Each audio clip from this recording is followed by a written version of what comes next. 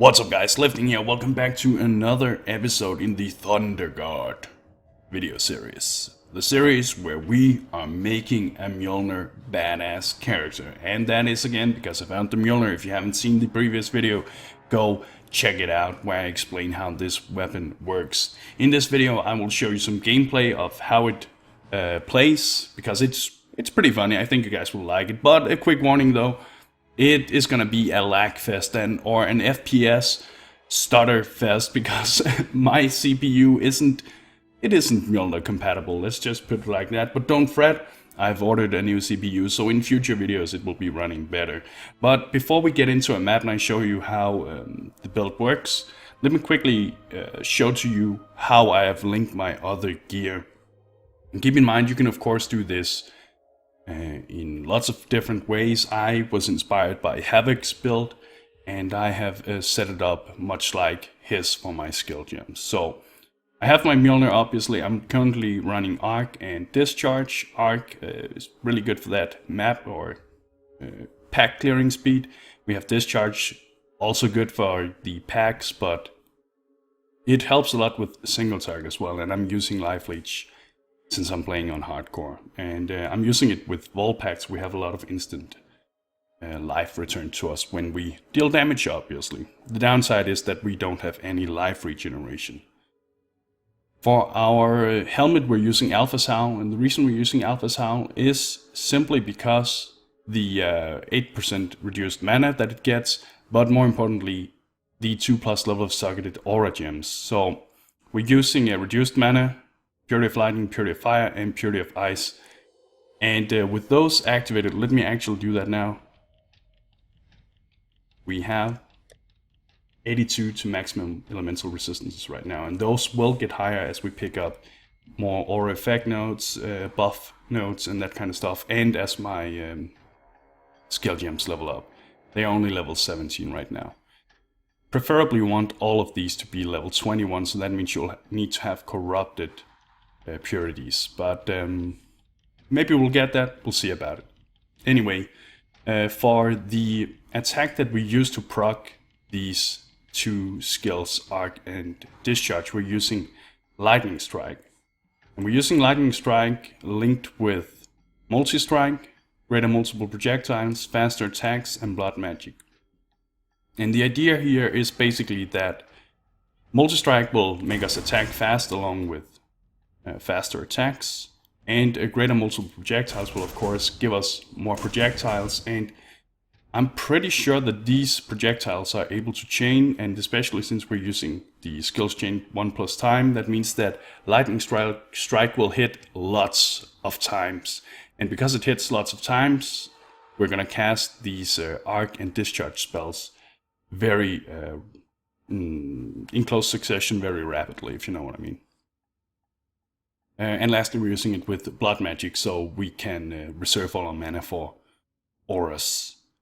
You can, and this I would advise you to do, if you're going up against single target bosses, let's say Piety, Dominus, that kind of stuff, switch out your Lightning Strike skill gem with Molten Strike, because Molten Strike will hit many more targets hit the same target more effectively than Lightning Strike will. But Lightning Strike is, in my opinion, so far superior for running maps and attacking from far away, of course. Next, I have put my reduced mana along with the haste gem. So with haste, we're attacking faster. That means more procs of our Arc and Discharge. And as you can see, right now it fits very well. We have 0 mana reserved. That means that we can barely run all of these auras together, but we can. Another cool item we're using right now is Ramirez's Banquet. Ramirez's Banquet makes us gain a power charge every time we don't deal a critical strike. And since we're using Resolute Technique with this build, at least so far, we get a lot of power charges, and that enables Discharge to, of course, Discharge, because it's based of how many power charges you have up at the time. I'm gonna explain more about all of the unique gems in a future video, but or unique items, sorry.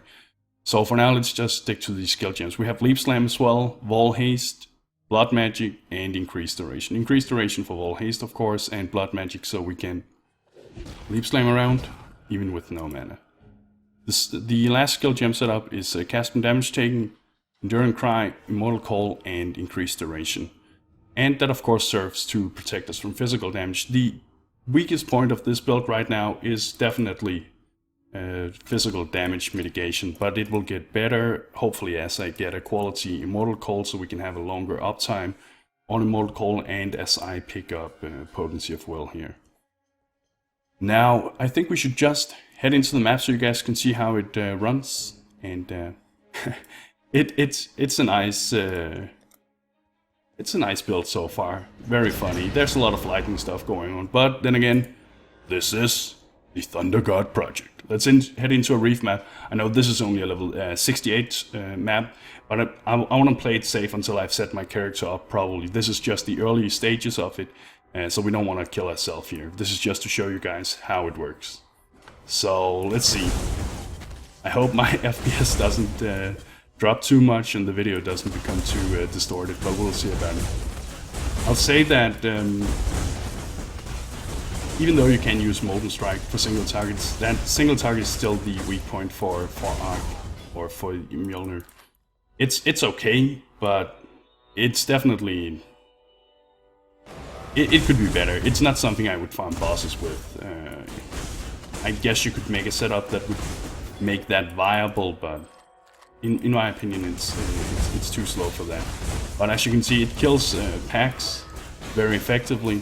The downside to using Lightning Strike is, of course, that Lightning Strike is blocked by stones and pebbles on the ground, and that can sometimes be a little frustrating. And we can, of course, proc our Wall Haste up here.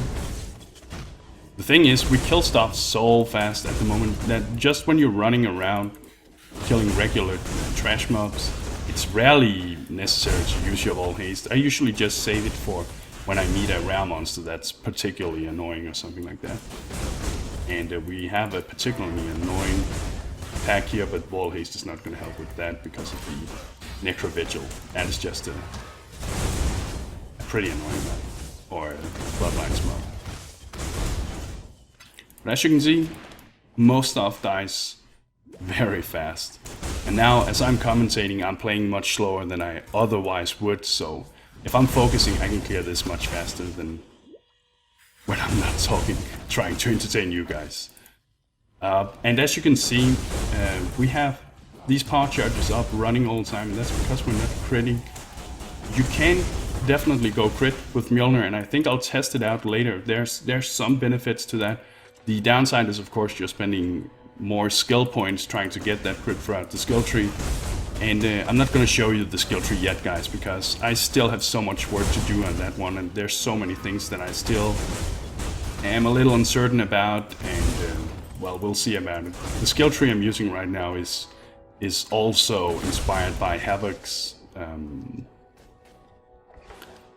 build, but it's different. I'm playing as a Marauder, and I'm not going crit, so there's a few things that I still have to figure out for myself. But so far, I like this build. I don't know, if you guys have played a Mjolnir build yourself, let me know down in the comments. I would like to hear how you guys set it up. What kind of skill gems did you use? What kind of uniques have you used? And did you go crit or... Actually, I think this is where the boss is. Oh fuck, that's the... Alright, well, I guess we can kill that guy. He's now... I guess this would be a good time to switch over to Molten Strike. He's somewhat annoying for melee characters, even though you are semi-ranged as a melee character when using Lightning Strike. But still, let's switch over to Molten Strike here, and let's get out of this. We got a Molten Strike up now, let's lure him over here. And let's not die in there. So we can use our Wall Haste here. We just want to lure him.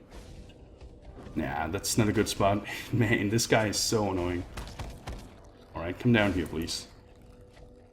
And now over here. Nah, I don't feel too comfortable with it. We have a lot of fire resistance, and he will most likely not kill us. But it's just one of those things. it never feels good taking a fire or flame blast in the head, you know. He's definitely much easier than the Exile Magnus that cast. Alright, I think we got him. Yeah. Wow. That lag. Or it's not lag, it's FPS. Drops. There's a clear distinguish between these. Let's put in our lightning strike again. And let's roll. I think it may have been the boss that was up here as well. And if that's the case, we'll switch over to Molten Strike again. Optimally, you want to get a 6-link so that you can have your Molten Strike in the same setup. So you would have your Molten Strike here, and it would rely on the same support skill gems.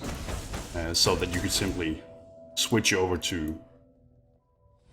Yes, there it is. Let's put Molten Strike. And you can just use Lightning Strike. You don't have to do this all the time. You don't have the 6-link. This is just to show you guys the difference. For educational purposes. And because of our very high resistances, we're not taking a lot of damage. So it's pretty funny to play a build that has this high amount of resistances. This I need to give Havoc some credit for. I've never thought about doing that myself.